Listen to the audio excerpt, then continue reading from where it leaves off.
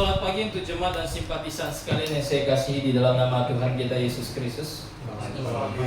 Bagaimana kabarnya pagi hari ini? Baik. Puji Tuhan, sehat semua. Puji Tuhan, kita berkumpul bersama di dalam tubuh Tuhan kita Yesus Kristus GBI Pontianak untuk memuji namanya dan untuk mempelajari firman-Nya. Barusan kita sudah memuji nama Tuhan dan saat ini kita akan mempelajari firman-Nya. Mari kita buka dalam surat Efesus pasal 5. Seperti yang saya katakan minggu lalu, hari ini bagian kedua dari khotbah minggu lalu. Efesus pasal 5, kita baca dari ayat 15 sampai ayat 21 untuk mempersingkat pembacaan pembelajaran kita. Efesus 5 ayat 15 hingga 21. Jika sudah menemukannya, kita akan baca silih berganti. Saya akan baca ayat 15, kemudian jemaat dan simpatisan sekalian 16, demikian silih berganti hingga ayat yang ke-21. Efesus pasal 5 ayat yang ke-15. Karena itu, perhatikanlah dengan seksama bagaimana kamu hidup. Janganlah seperti orang bebal, tetapi seperti orang arif. Dan pergunakanlah waktu yang ada, karena hari ini yang ada dekat. Sebab itu janganlah kamu bodoh, tetapi usahakanlah supaya kamu mengerti kehendak Tuhan. Dan janganlah kamu mampu oleh anggur, karena anggur menyebabkan hawa nafsu, tetapi hendaklah kamu penuh dengan Roh. Dan berkata-katalah seorang kepada yang lain dalam mazmur, kidung puji-pujian dan nyanyian rohani. Bernyanyilah dan bersoraklah bagi Tuhan dengan segenap hati. Ucaplah syukur senantiasa atas segala sesuatu dalam nama Tuhan kita Yesus Kristus kepada Allah dan Bapa kita. Dan rendahkanlah dirimu seorang kepada yang lain di dalam takut akan Kristus. Mari kita berdoa. Bapa di dalam kerajaan sorga, kami mengucap syukur atas berkat kasih karunia-Mu. Kami semua anak-anak-Mu berkumpul bersama di dalam tubuh Tuhan kami Yesus Kristus untuk berbakti, untuk mempelajari firman-Mu. Bapa di sorga, kiranya Engkau menganugerahkan hikmat bagi kami, agar kami dapat memahami apa yang telah kami baca saat ini, agar sekiranya kami semakin dewasa di dalam iman kami ketika kami mempelajarinya dengan seksama. Bapa di sorga, berkati juga hamba-Mu yang akan menyampaikan firman-Mu. Bapa, kiranya Engkau yang menganugerahkan hikmat, agar hamba-Mu dapat menyampaikan sesuai dengan kehendak. Terima kasih Bapa. Hanya di dalam nama Tuhan kami Yesus Kristus kami sudah berdoa dan mengucap syukur. Amin. Baik. Minggu lalu kita belajar mengenai bagaimana cara supaya bisa menjadi pengikut-pengikut Allah. Minggu lalu kita sudah lihat 2 poin untuk menjadi pengikut Allah itu seperti apa. Kita sudah lihat bahwa menjadi pengikut Allah kita harus sudah diselamatkan terlebih dahulu. Begitu. Dan hari ini kita akan melanjutkan poin-poin untuk menjadi pengikut Allah. Seperti yang saya katakan, bahwa dalam dunia yang gelap ini kita butuh penuntun. Kalau nggak ada penuntun ya kita semua tersesat. Begitu. Dalam dunia yang gelap, dalam dunia di mana segalanya itu penuh dengan kejahatan, segalanya penuh dengan dosa. Setiap anak Tuhan perlu yang namanya seorang penuntun. Dan kita sudah tahu penuntunnya adalah Tuhan kita Yesus Kristus. Maka oleh sebab itu kita harus cari tahu bagaimana supaya kita bisa menjadi pengikut Dia yang baik.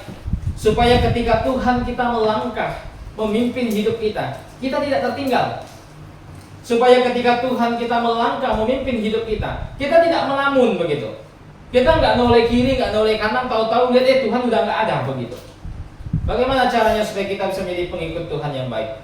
Yang ketiga, ini kemarin kan sudah 2 poin. Ini poin ketiga. Cara supaya kita bisa menjadi pengikut Tuhan yang baik, yang ketiga adalah kita harus menebus waktu kita. Kita harus menebus waktu kita. Ayat 15 sampai 17, saya bacakan ulang. Ayat 15 sampai 17 dikatakan begini. Karena itu, perhatikanlah dengan saksama bagaimana kamu hidup. Janganlah seperti orang bebal, tetapi seperti orang arif. Dan pergunakanlah waktu yang ada, karena hari-hari ini adalah jahat. Sebab itu janganlah kamu bodoh, Tetapi usahakanlah supaya kamu mengerti kehendak Tuhan. Jadi hal yang ketiga adalah kita harus menebus waktu kita untuk menjadi pengikut Tuhan yang baik. Ini perintah yang Paulus berikan. Paulus suruh jemaat Efesus berkata, coba lihat, perhatikan bagaimana hidup yang benar itu seperti apa. Hidup yang saksama itu seperti apa. Kata saksama itu dari kata akribos, bisa diterjemahkan menjadi tepat, bisa diterjemahkan menjadi akurat. Hidup yang tepat sebagai orang percaya itu seperti apa? Ini yang ingin Paulus tekankan. Karena begini, sebelum seseorang diselamatkan, sebelum seseorang mengenal Tuhan, mereka hidup dengan gaya mereka sendiri. Yang Paulus deskripsikan di ayat ke-15, hidup dengan gaya orang bebal, hidup dengan gaya orang bodoh, begitu.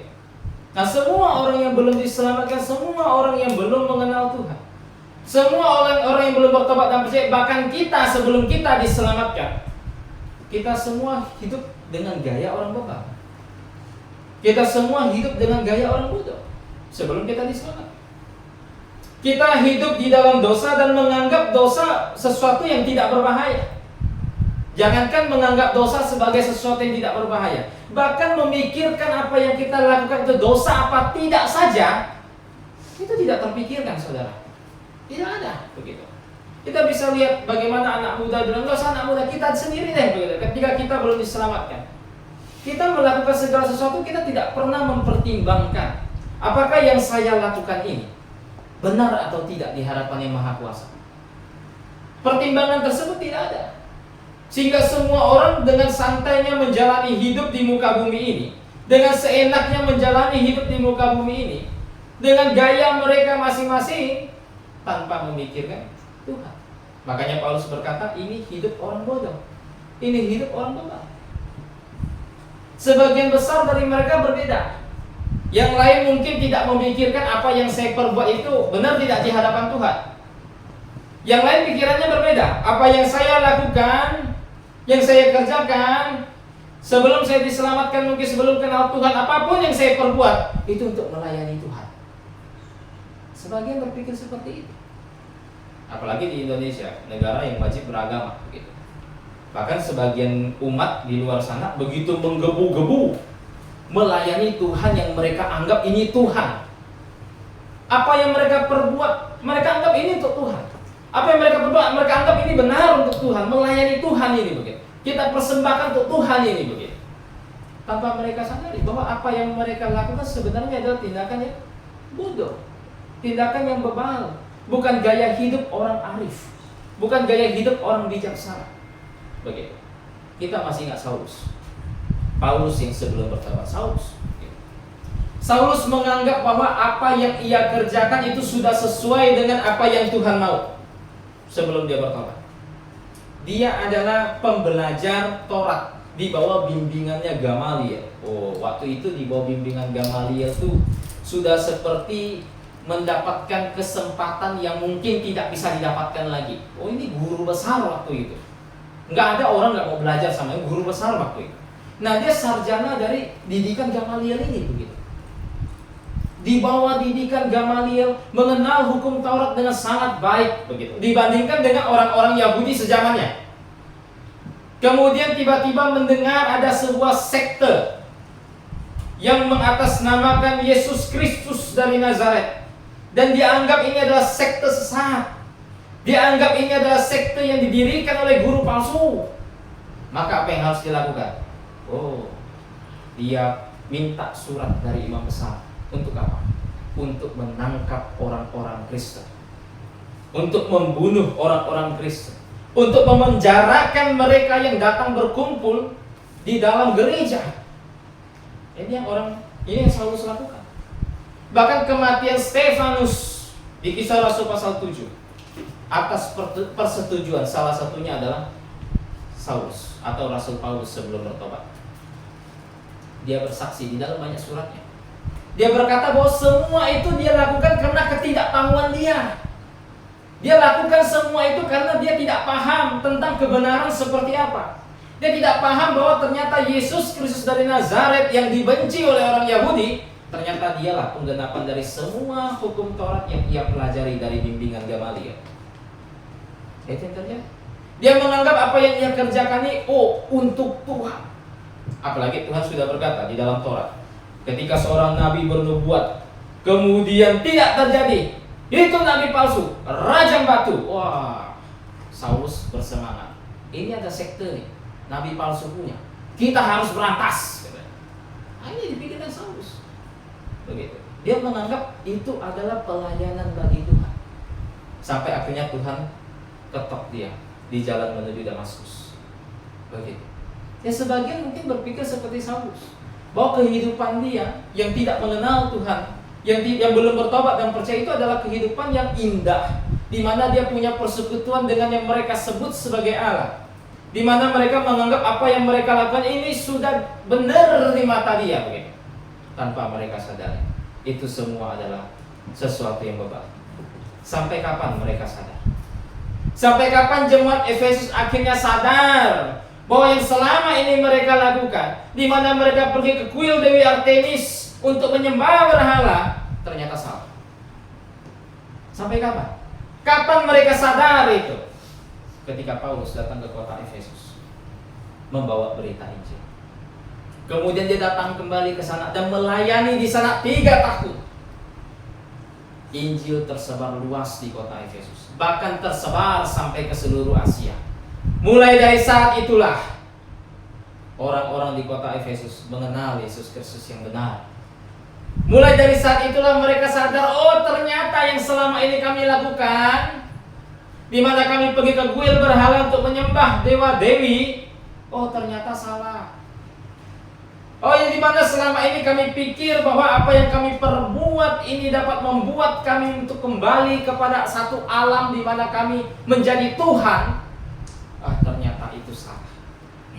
Salah besar. Mereka sadar. Mulai kapan? Dari saat mereka bertobat dan percaya kepada Yesus Kristus. Demikian juga dengan semua orang di sepanjang zaman. Semua orang di sepanjang zaman, akal pikirannya sudah ditipu oleh si jahat. Dalam 2 Korintus dikatakan bahwa pikiran mereka telah ditutup oleh ilah zaman ini. Hanya satu hal saja yang bisa melepaskan tutup tersebut. Hanya satu hal saja yang bisa melepaskan tirai tersebut, yaitu ketika Injil Yesus Kristus datang kepada mereka. Ketika mereka bertobat dan percaya kepada Yesus Kristus, mereka akan sadar bahwa apa yang mereka perbuat selama ini salah. Begitu. Dan ketika mereka akhirnya tahu yang benar dan salah ketika bertobat dan percaya, apa yang harus mereka lakukan? Begitu. Waktu mereka yang mungkin selama 20 tahun dalam hidupnya hidup di luar Tuhan, yang bekerja untuk dewa-dewi di luar sana selama 20 tahun, dan sekarang kenal Tuhan, apa yang harus mereka lakukan? Begitu. Paulus tegaskan di ayat ke-16, pergunakanlah waktu yang ada. Di sini LAI pakai kata pergunakan. Saya nggak begitu bermasalah, tetapi kata pergunakan itu dari kata exagorazo. Exagorazo itu dari 2 kata, dari kata ex dan agorazo. Agorazo itu pernah dipakai dalam 2 Petrus pasal 2 ayat 1. Ketika berbicara bahwa Tuhan Yesus membeli, Tuhan Yesus menebus nabi palsu. Begitu. Dan kata ini muncul dalam surat Efesus pasal 5 ayat 16. Hanya dalam bentuk gabungan kata exagorazo, yang punya pengertian yang kurang lebih mirip, yaitu menebus waktu. Menebus waktu. Ini yang harus dilakukan semua orang yang akhirnya sadar, Tuhan, ternyata hidup kami itu bodoh. Sekarang kami sudah tahu yang benar, maka yang harus kami lakukan adalah menebus waktu yang ada. Menebus waktu yang ada. Paulus melakukannya amat sangat, saudara. Amat sangat. Ketika dia diketok di Damaskus ini, buta 3 hari. Kemudian datang Ananias, injili dia. Matanya tersingkapkan kembali.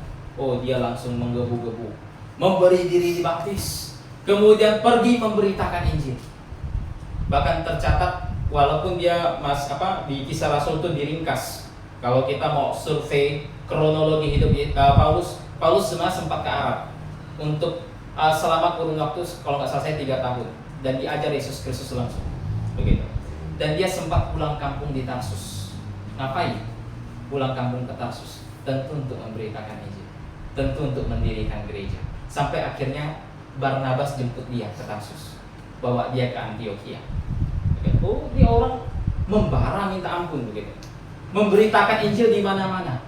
Barnabas bawa dia. Awalnya Barnabas yang pemimpin. Tapi ternyata tercatat dalam Kisah Rasul 13 sampai seterusnya, Paulus yang sangat menonjol dari Barnabas.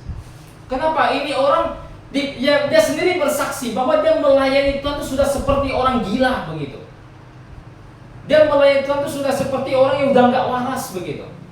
Serajin-rajinnya orang melayani Tuhan, dia lebih rajin lagi, dia bilang. Begitu. Dia menebus waktu yang ada. Nah, seperti itulah yang Tuhan mau dari setiap orang percaya, yaitu untuk menebus waktunya. Bayangkan, kita review sendirilah hidup kita masing-masing. Berapa tahun kita nggak kenal Tuhan? Berapa tahun kita tidak mengenal yang benar itu? Berapa tahun kita tidak berada di gereja yang benar? Sudah berapa tahun? 20, 25, 15, berapapun itu.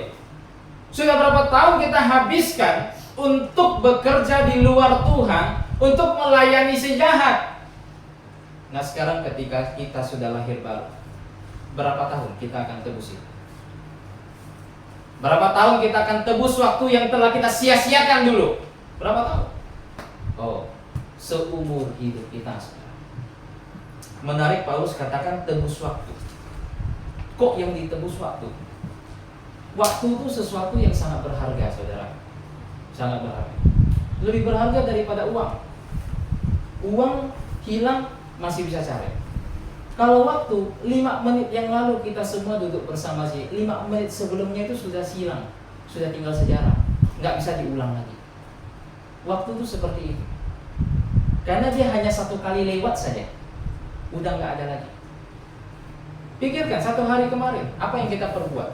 1 hari kemarin kita ngapain aja begitu? Itu semua tinggal sejarah hidup, tidak akan terulang lagi.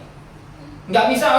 Kemarin saya ada buat salah nih, saya mau balik ke hari kemarin lah untuk perbaiki. Nggak bisa, saudaraku. Nggak bisa. Itu semua berlalu begitu saja.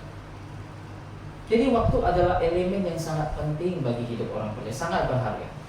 Makanya Tuhan ingin orang percaya itu untuk menebus waktunya. Dan menebus waktu itu menuntut banyak hal. Menuntut banyak hal. Begitu. Menebus waktu itu menuntut kita untuk hidup melakukan kehendak Tuhan dalam setiap waktu yang kita alami selama hidup, dalam setiap keadaan yang kita miliki. Oh, kita semua kebanyakan di sini pemuda-pemudi. Di saat muda tebus waktu. Nanti ada saat di mana sudah mulai beranjak tua. Di saat tua tebus waktu. Tidak ada masa di mana kita berhenti menebus waktu, itu tidak ada. Di segala masa di dalam hidup kita, kondisi apapun yang kita sedang hadapi, kondisi apapun yang sedang kita jalani, Tuhan menuntut kita menebus waktu kita. Makanya di dalam Alkitab ada banyak pengajaran untuk anak-anak. Itu banyak sekali. Ulangan 6 ayat 4 sampai ayat ke-7 berbicara untuk anak-anak. Untuk yang masih muda juga ada pesan Tuhan untuk mereka yang masih muda. Untuk yang tua juga ada. Artinya ada masa pensiun untuk menebus waktu? Tidak ada, saudara. Tidak ada masa pensiun untuk menebus waktu. Di umur berapapun kita harus menebus waktu kita. Kita harus melayani Tuhan dengan amat sangat. Di umur kapanpun. Begitu. Itu tuntutan Tuhan ketika dia berbicara menebus waktu. Menebus waktu bukan hanya tuntutannya itu saja. Bukan hanya tuntutannya kita harus menebus dalam segala keadaan, dalam segala kondisi dalam hidup, dalam segala waktu yang sedang kita miliki begitu. Tidak hanya begitu. Tuntutan Tuhan untuk menebus waktu juga menuntut kita untuk melakukan hal yang Tuhan senangi. Hal yang Tuhan senangi. Banyak orang tidak paham tentang menebus waktu, berpikir bahwa yang penting saya melakukan sesuatu dengan motivasi untuk Tuhan dan bukan untuk manusia. Ini sih oke juga sih perkataannya. Saya lakukan apapun untuk Tuhan dan bukan untuk manusia. Tapi ketika itu terucap dari mulutnya, dibandingkan dengan praktek hidupnya, kok gak beda begitu. Tuhan mengajarkan banyak hal tentang permasalahan apa yang dia suka. Tuhan mengajarkan bukan hanya apa yang dia suka, tapi mengajarkan apa yang tidak boleh disukai. Mengajarkan mengenai apa yang tidak boleh menjadi fokus hidup. Saya bercontoh. Matius 6 ayat 19. Matius 6 ayat 19. Dikatakan begini, janganlah kamu mengumpulkan harta di bumi ngengah dan karat merusakkannya dan pencuri membongkar serta mencurinya. Oh, Tuhan tidak berkata enggak boleh punya uang, enggak ada begitu. Tuhan sendiri tahu. Dalam Matius pasal 6 di ayat yang sama di pasal yang sama di ayat ke-30-an, Tuhan sendiri berkata bahwa aku tahu engkau memerlukannya. Tuhan tahu kok gitu. Masa Tuhan bodoh amat begitu kan? Sangat bodoh sampai enggak boleh punya uang ya, padahal dia tahu kita butuh. Enggak ada yang macam begitu. Tuhan tahu. Tapi Tuhan tidak mau ini jadi fokus utama. Hanya bisa dibedakan. Tuhan tidak mau bahwa kita hanya menghabiskan energi kita 100% hanya untuk ngejar barang ini. Kenapa? Karena barang ini sementara. Karena harta akan lenyap. Apa yang dikatakan Amsal? Prinsip harta. Jangan dipandang terus, nanti dia bersayap. Kemudian dia terbang meninggalkan kita. Nah, itu prinsip Amsal. Jangan dilihat terus, nanti dia punya sayap begitu. Terbang dia meninggalkan kita. Begitu. Apa yang dikatakan pengkhotbah? Salomo ini orang yang paling kaya di zamannya. Saking kayanya, emas itu dia bingung mau ngapain, gabut dia. Akhirnya dia buat perisai dari emas. Untuk perang tuh dia buat perisai, enggak bingung juga. Emas mau diapain? Coba ada dia buat jadi perisai. Orang yang super kaya seperti ini berkata apa?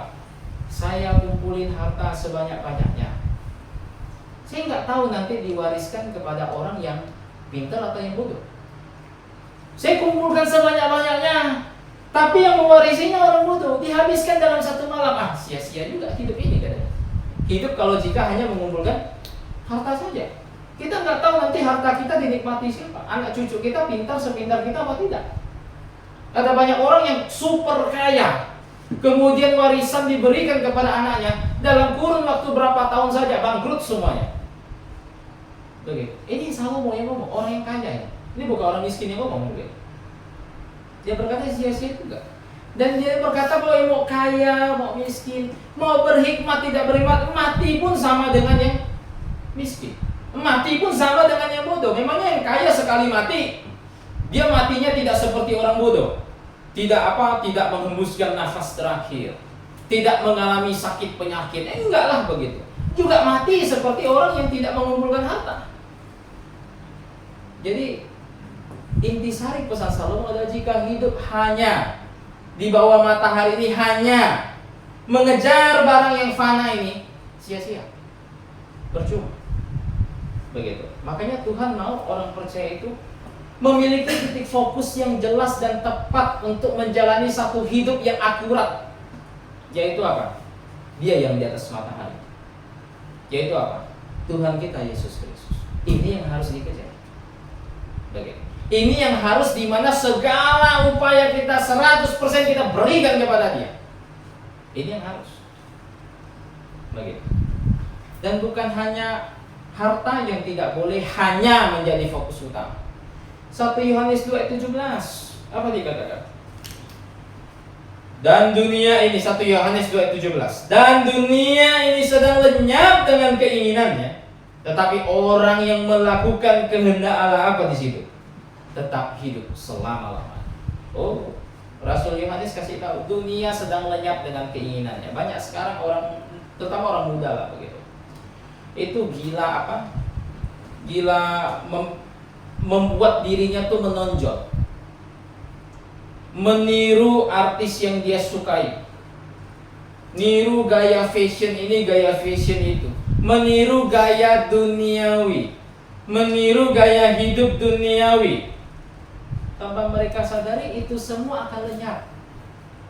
Itu semua tidak akan bertahan. Jika itu bisa bertanya, kejarlah. Kejar habis-habisan.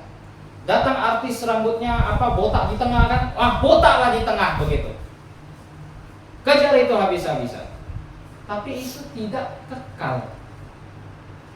Mazmur pasal 1:6 dikatakan jalan orang fasik itu akan lenyap, jalannya saja lenyap. Maka alangkah akan sangat bodohnya jikalau orang yang sudah bertobat dan percaya hanya bahkan berpikir bahwa oh saya kejar hidup duniawi. Alangkah bodohnya.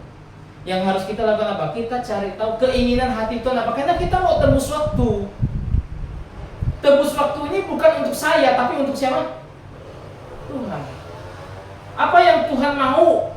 Apa yang Tuhan inginkan? Ini yang saya lakukan.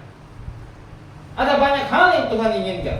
Saya kutip satu contoh misalnya tentang berjemaat, Ibrani 10 ayat 25 yang kebetulan ada di warta kita. Jangan menjauhkan diri dari setiap pertemuan berjemaat. Saya sering katakan kepada mahasiswa saya, terutama mahasiswi, sering nanya. Kalau mahasiswa sih gampang lah ya. Pulang kampung nggak ada gereja yang benar gimana Pak? Berdirikan gereja, gampang. Kok laki-laki begitu. Suruh emak bapak atau siapa kebaktian sama kamu, karena anaknya baru lulus gitu. Gampang begitu. Yang perempuan ini gimana begitu kan? Mereka nanya sama siapa? Kalau kami pulang kampung ini gimana begitu?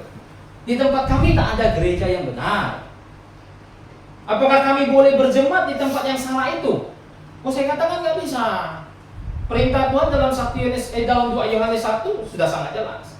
Perintah Tuhan dalam Roma 16 sudah sangat jelas. Untuk tidak bergabung dengan guru palsu. Untuk menandai guru palsu dan hindarilah mereka, sudah jelas. Kamu tidak bisa berbakti di tempat yang salah. Kalau gitu kami ngapain Pak? Nggak usah pulang kampung. Saya bilang ke mereka. Oh iya, mereka bilang masa tak boleh pulang kampung? Oh iya, nggak boleh pulang kampung saya bilang. Karena apa? Karena otoritas tertinggi dalam hidup adalah firman Tuhan. Satu-satunya otoritas, bukan otoritas tertinggi, sorry. Satu-satunya otoritas dalam hidup adalah firman Tuhan. Uji pakai firman Tuhan. Oh di kampung saya nggak ada gereja yang benar, nggak usah tinggal di kampung. Selesai. Begitu. Oh di tempat saya nanti akan pergi nggak ada gereja yang benar, nggak usah ke sana. Selesai. Begitu. Kenapa? Karena otoritas tertinggi adalah satu-satunya otoritas adalah firman Tuhan. Mereka bilang, oh berat ya Pak? Oh iya berat, saya bilang. Hidup ikut Tuhan tuh butuh pengorbanan. Tidak ada yang tak berkorban. Kalau yang tidak berkorban ya gampang begitu. Hidup ikut berhala aja korban kok begitu. Apalagi hidup untuk Tuhan. Begitu. Dan mereka bilang, mantap Pak. Saya kalau tak ada gereja yang benar nggak akan tinggal di sana. Oh, bagus saya bilang. Bagus saya bilang. Tapi untuk liburan nggak apa-apa. Oh liburan nggak apa-apa saya bilang. Liburan kan nggak tinggal begitu. Paling cuma berapa hari. Kami nggak pulang. Oh bagus saya bilang. Begitu. Jadi itu contoh. Bahwa kita harus memikirkan apa yang Tuhan inginkan dalam hidup kita. Dan inilah yang kita lakukan, inilah usaha kita untuk menebus waktu kita. Begitu. Dan menebus waktu menuntut kita menyadari bahwa hari-hari ini adalah hari-hari yang jahat. Oh ini nggak bisa main-main. Dikatakan dalam Efesus pasal 5 ayat 17, hari ini adalah hari yang jahat. Kenapa kita harus demikian amat ketatnya nebus waktu itu? Kenapa? Karena hari ini adalah hari yang jahat, saudara. Kita bukan tinggal di waktu yang damai. Kita bukan tinggal di mana peperangan rohani itu tidak ada. Kita tidak tinggal di satu negeri di mana kesesatan, guru palsu, godaan dunia itu tidak ada. Tidak ada macam begitu. Kita semua tinggal di tempat di mana iblis itu bertahta. Kita tinggal di saat di mana hari-hari ini sangat jahat. Paulus 2000-an tahun yang lalu, 2000-an tahun yang lalu menyadari hal ini. Dia tulis hari ini adalah hari yang jahat. Nah sekarang saya mau tanya, kita yang sudah hidup lebih dari 2000-an tahun kok hidup melebihi 2000 tahun? Kita semua nggak sampai 2000 tahun. Kita semua hidup setelah 2000-an tahun itu. Saya mau tanya, hari-harinya semakin jahat atau tidak? Jangan begitu. Paulus 2000-an tahun yang lalu, hari-harinya jahat. Kita yang telah melewati 2000-an tahun tersebut, kita hidup di 2024, lebih jahat ya? Lebih jahat sudah. Lebih jahat. Di masa Paulus 2000-an tahun yang lalu, guru palsu sudah banyak, penyesat sudah banyak, nabi palsu sudah banyak, godaan dunia sudah banyak. Demas tergoda meninggalkan Paulus karena mencintai dunia. Nah kita yang sudah 2000-an tahun ini lewati itu, 2024, lebih daripada itu tidak? Sudah pasti lebih. Kalau lebih daripada itu, maka seharusnya apa? Kita lebih ketat lagi menebus waktu dibandingkan orang-orang yang hidup pada waktu itu. Lebih ketat lagi. Godaan waktu itu ada, tapi tidak sedahsyat saat ini. Itu tuntutan Tuhan. Bahwa kita harus sadar bahwa hari-hari ini adalah hari yang jahat. Dan ketika kita bisa melakukan itu, kita bisa menebus waktu kita untuk Tuhan, maka kita bisa menjadi pengikut Tuhan yang baik. Itu yang ketiga. Yang keempat, bagaimana caranya supaya kita bisa menjadi pengikut Tuhan yang baik? Ayat 18 sampai 20. Semua saya mau pecah, tapi saya gabungkan aja biar enak begitu. Dikatakan begini. Dan janganlah kamu mabuk oleh anggur, karena anggur menimbulkan hawa nafsu, tetapi hendaklah kamu penuh dengan Roh. Dan berkata-katalah seorang kepada yang lain dalam Mazmur, kidung puji-pujian dan nyanyian rohani. Bernyanyi dan bersoraklah bagi Tuhan dengan segenap hati. Ucaplah syukur senantiasa atas segala sesuatu dalam nama Tuhan kita Yesus Kristus kepada Allah dan Bapa kita. Yang keempat atau yang terakhir untuk pembelajaran mengikut Tuhan. Menjadi pengikut Tuhan yang baik itu bisa terjadi jika kita dipenuhi oleh Roh Kudus. Jika kita dipenuhi oleh siapa? Roh Kudus. Banyak orang salah paham untuk persoalan satu ini. Banyak orang salah paham tentang istilah dipenuhi oleh Roh Kudus. Dipenuhi Roh itu bukanlah sesuatu yang terjadi pada seseorang di mana Roh mengambil alih kesadarannya. Akhirnya dia seperti orang kesurupan. Pernah lihat gereja-gereja seperti itu? Jemaatnya sampai getar-getar. Ini bilang penuh dengan Roh orang ini. Bukan seperti itu, saudara. Penuh dengan Roh bukan seperti itu. Kepenuhan Roh bukanlah sebuah fenomena supranatural yang diikuti oleh bahasa lidah dan lain sebagainya. Pernah lihat gereja macam begitu? Dia berbahasa lidah kenceng banget begitu. Ini orang yang penuh dengan Roh. Bukan hanya penuh, tumpah Rohnya begitu. Sampai meluber, melebihi batas. Bukan seperti itu. Penuh dengan Roh bukanlah fenomena di mana orang tertawa tak bisa berhenti. Pernah lihat gereja macam begitu? Dia ketawa, terbahak-bahak. Ini penuh dengan Roh. Ada yang tertawa, ada yang menangis gitu. Semua nangis sampai teriak-teriak. Begitu. Ada yang guling-guling begitu. Ini penuh dengan Roh. Apakah itu penuh dengan Roh? Bukan, saudara. Banyak orang tidak paham dengan istilah penuh dengan Roh. Banyak orang tidak paham dan akhirnya mencampur adukkan antara penuh dengan Roh, antara baptisan Roh dengan pendiaman Roh. Ini tiga hal yang berbeda. Saya ulang. Banyak orang salah paham dengan mencampur adukkan istilah penuh dengan Roh, pendiaman Roh, dan baptisan Roh. Tiga istilah ini muncul dalam Alkitab. Tapi banyak orang salah paham. Dicampur adukkan. Udah kayak cendol begitu. Dicampur adukkan sama dia. Nah, kita coba lihat biar nggak salah paham. Begitu. Apa itu baptisan Roh? Apa itu pendiaman Roh? Apa itu penuh Roh? Begitu. Kita lihat dua hal pertama, baptisan Roh dengan pendiaman Roh. Begitu. Dua hal ini berbeda. Perhatikan, dua hal ini berbeda, tidak sama. Dan dua hal ini juga berbeda dengan pemenuhan Roh. Perhatikan, oke? Baptisan Roh, pendiaman Roh tidak sama. Dan baptisan Roh serta pendiaman Roh tidak sama dengan pemenuhan Roh. Ini beda semua. Nggak ada sinonim, ini tiga-tiganya beda. Kita coba lihat. Janji Tuhan Yesus. Tuhan Yesus pernah janji mengenai baptisan Roh dengan pendiaman Roh. Tuhan pernah janji. Coba kita lihat dalam Yohanes 14 ayat 26. Yohanes 14 ayat 26. Dikatakan begini. Tetapi penghibur itu maksudnya Roh Kudus.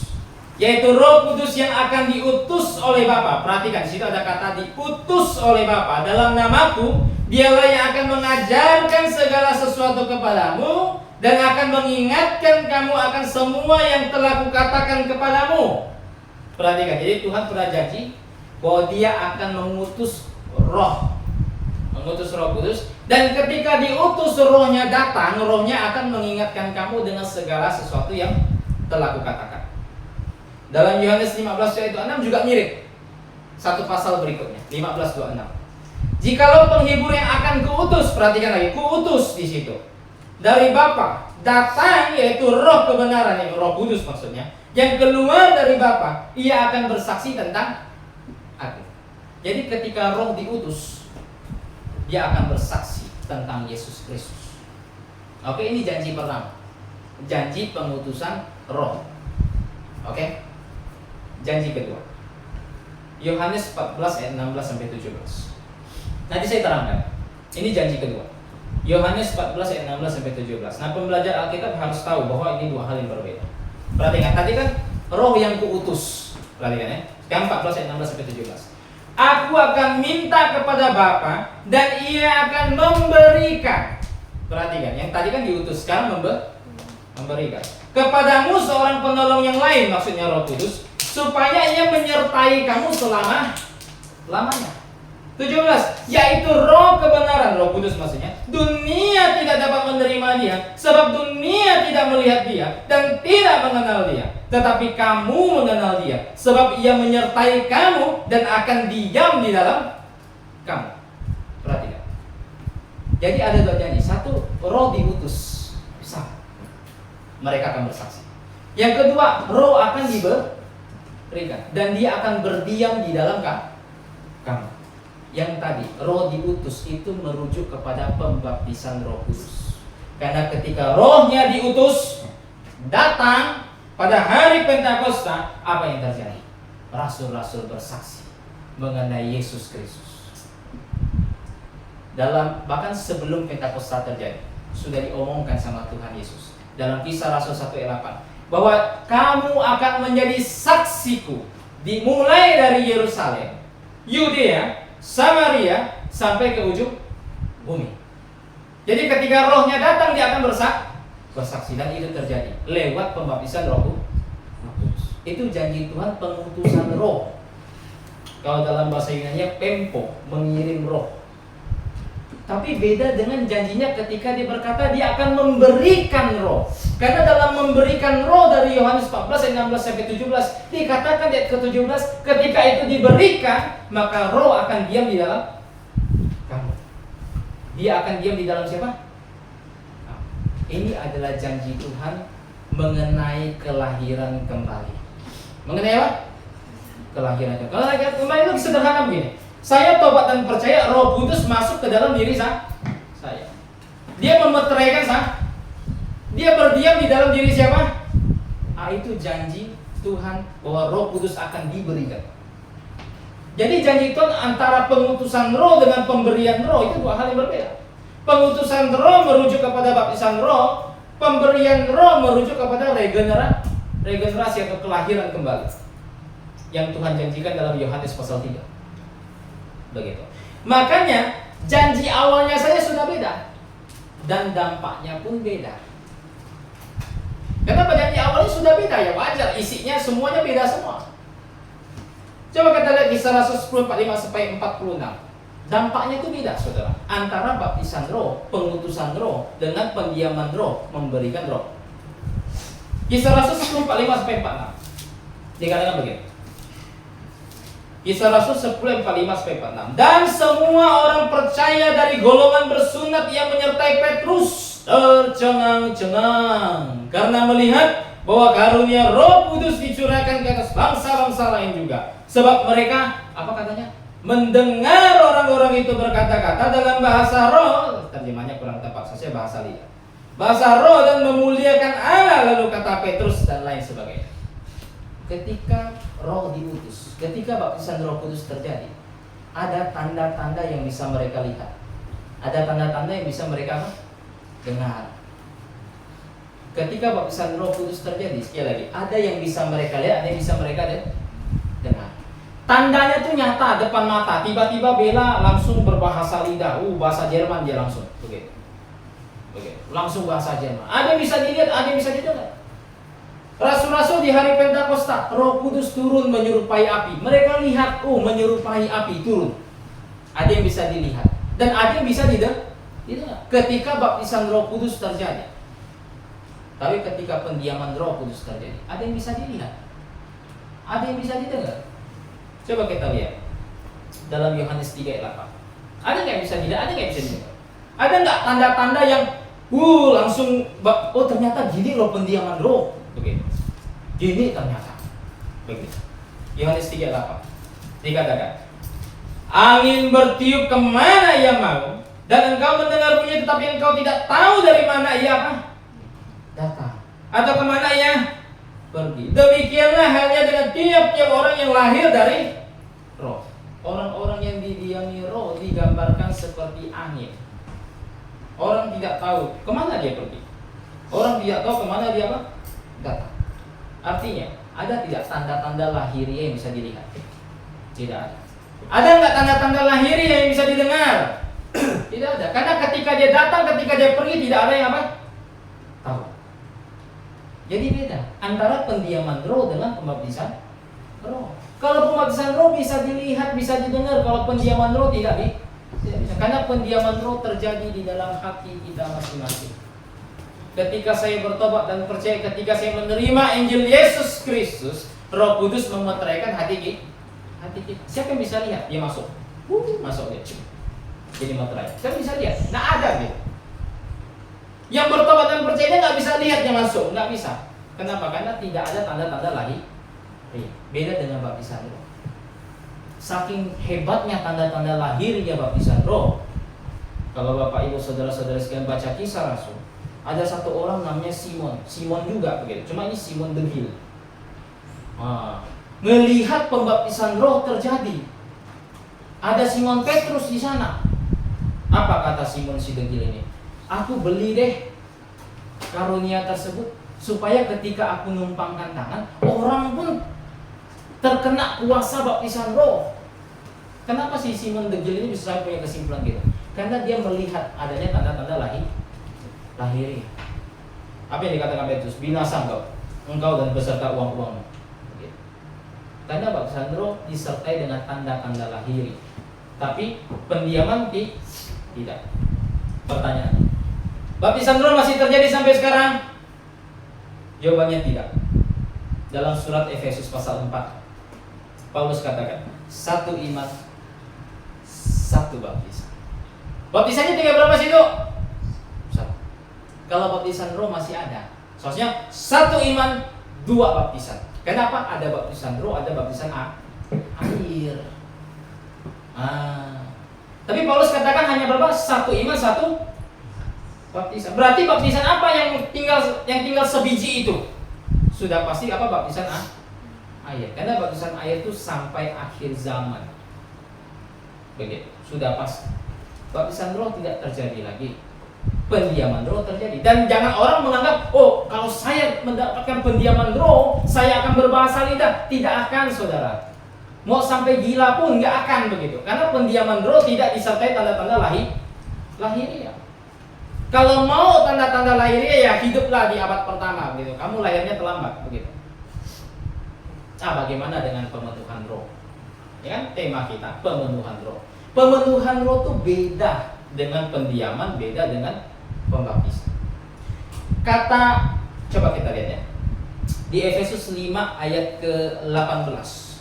Hendaklah kamu penuh dengan Roh. Kata penuh dalam bahasa Yunani-nya di situ menggunakan tenses present, mute-nya imperatif. Imperatif itu artinya kalimat perintah. Ambil buku itu. Ambil itu kalimat perintah. Penuhlah kamu dengan Roh. Itu kalimat perintah. Artinya apa? Penuh dengan Roh itu adalah satu hal yang dapat terjadi dari pihaknya siapa? Kita. Karena kita yang disuruh penuhlah dengan Roh. Ini sesuatu yang bisa kita kerjakan. Ini sesuatu yang harus kita kerjakan terus-menerus karena dalam bentuk present tadi. Begitu. Ini beda. Penuh dengan Roh adalah kondisi di mana kita membiarkan perkataan Kristus berdiam di dalam diri kita dan menaati perkataan Kristus tersebut. Dan jika itu kita lakukan, maka kita penuh dengan apa? Roh. Tahu dari mana? Coba kita lihat surat kembarnya. Efesus itu punya surat kembar. Begitu. Surat kembarnya tuh di Kolose. Nah, bagi yang belum tahu, Efesus dan Kolose itu sering disebut surat kembar. Begitu. Kolose 3:16. Kalau Bapak Ibu baca, bandingkan dengan Efesus 5 tadi. Mirip sekali, hanya beda satu aja. Tahu nggak bedanya di mana? Coba kita baca. Ayat 16. Hendaklah perkataan Kristus diam dengan segala kekayaan di antara kamu, sehingga kamu dengan segala hikmat mengajar, menegur seorang akan yang lain, dan sambil menyanyikan apa? Mazmur, puji-pujian, nyanyian rohani, kamu mengucap syukur kepada siapa? Allah di dalam hati. Ada persamaannya di Efesus 5. Apa tadi? Ketika kita penuh dengan roh, kita apa? Bernyanyi, bermazmur, menyanyikan kidung puja, menyanyikan lagu rohani. Kita tunduk kepada sesama di dalam takut akan Tuhan. Itu di Efesus pasal 5. Di Kolose, ketika perkataan Kristus berdiam, kita bernyanyi, bermazmur, menyanyikan puji-pujian, nyanyian rohani, mengucap syukur kepada Allah di dalam hatimu. Begitu. Ada persamaan. Persamaannya pada dampak yang terjadi. Tapi perbedaannya pada satu frasa awal. Kalau Efesus 5 dikatakan kamu bisa nyanyi mazmur, nyanyikan kidung pujian, mengucap syukur, tunduk, itu semua adalah bukti kamu dipenuhi oleh apa? Roh. Tapi dalam Kolose, kamu bernyanyi, kamu bermazmur, kamu menyanyikan kidung pujian, kamu saling merendahkan diri, kamu mengucap syukur. Itu terjadi pada saat apa? Membiarkan perkataan Kristus berdiam di dalam diri siapa? Kita. Perbedaannya di situ. Jadi dari sini kita tarik kesimpulan bahwa penuh dengan roh sama dengan saya membiarkan perkataan Kristus diam di dalam hati saya, kemudian menuruti semua perkataan Kristus yang diam di dalam hati siapa? Saya. Karena semua perkataan Kristus yang tertulis dalam kitab suci juga merupakan hasil inspirasi dari Roh Kudus. Ketika saya berdiam di sana, ketika saya membiarkannya berdiam, berarti sama dengan saya dipenuhi oleh apa? Roh. Jadi penuh dengan roh adalah kondisi di mana saya hidup menuruti perkataan Kristus. Saya hidup menuruti bimbingan roh. Sehingga apa? Sehingga hidup saya saat ini adalah hidup yang penuh dengan ketaatan. Begitu. Enggak seperti gereja sebelah. Penuh dengan roh guling-guling. Penuh dengan roh kesurupan. Penuh dengan roh nangis nggak jelas. Penuh dengan roh ketawa terbahak-bahak. Enggak. Stefanus di Kisah Rasul 7 dikatakan penuh dengan roh. Dia berkata, aku melihat langit terbuka dan aku melihat anak Allah duduk di sebelah kanan Allah. Enggak ada dicatat, yuk Stefanus penuh dengan roh, kemudian dia tertawa terbahak-bahak. Enggak ada. Kemudian dia guling-guling di tanah. Enggak ada. Petrus dikatakan penuh dengan roh dan dia menjawab para hakim di dalam penghakiman. Mana yang harus kami turuti? Mana yang harus kami takuti? Allah kah atau manusia? Enggak ada dicatat ketika Petrus penuh dengan roh, maka dia guling-guling, maka dia nangis, maka dia tertawa terbahak-bahak. Tidak ada. Begitu. Jadi untuk menjadi pengikut Tuhan yang benar, kita harus membiarkan perkataan Kristus berdiam. Turuti semua perkataan Kristus. Maka kita akan penuh dengan roh. Kontras dengan jangan mabuk oleh anggur.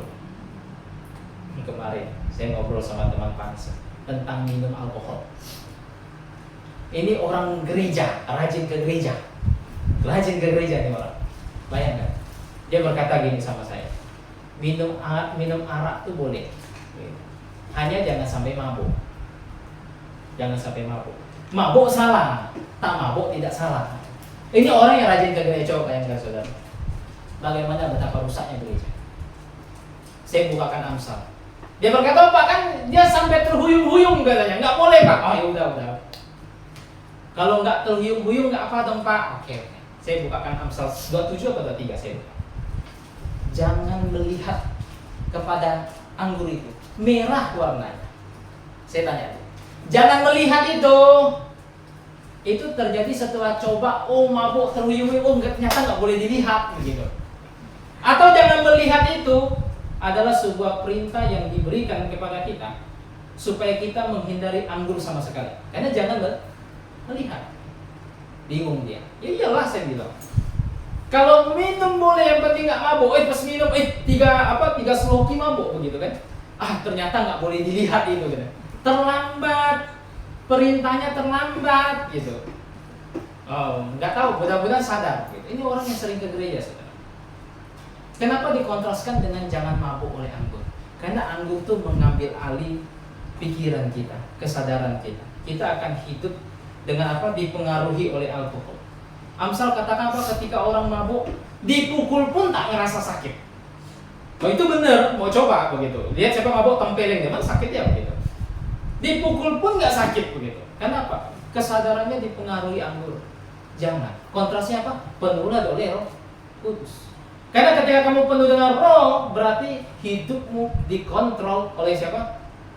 Roh Kudus. Begitu. Hidupmu dipimpin oleh siapa? Roh Kudus.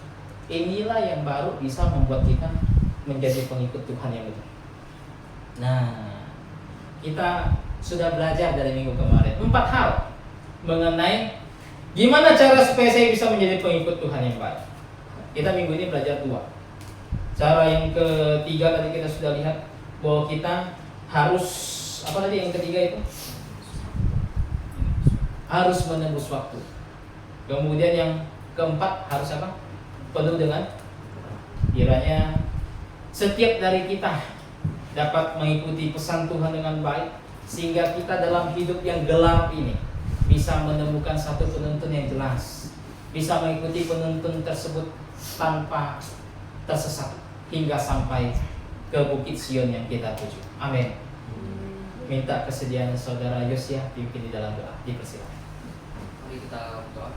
Bapa di surga, ucap syukur atas berkat-Mu sehingga pada pagi hari ini kami jemaat dan simpatisan dapat berkumpul di sini untuk memuji Tuhan, dan kami sudah mendengarkan firman Tuhan yang dibawakan oleh Gembala Tommy tentang bagaimana menjadi pengikut Tuhan yang benar.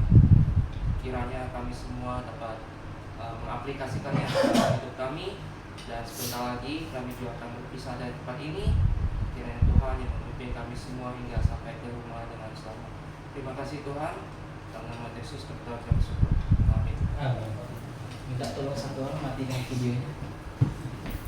Tolong dimatikan. Baik, kita tutup jalannya khotbah.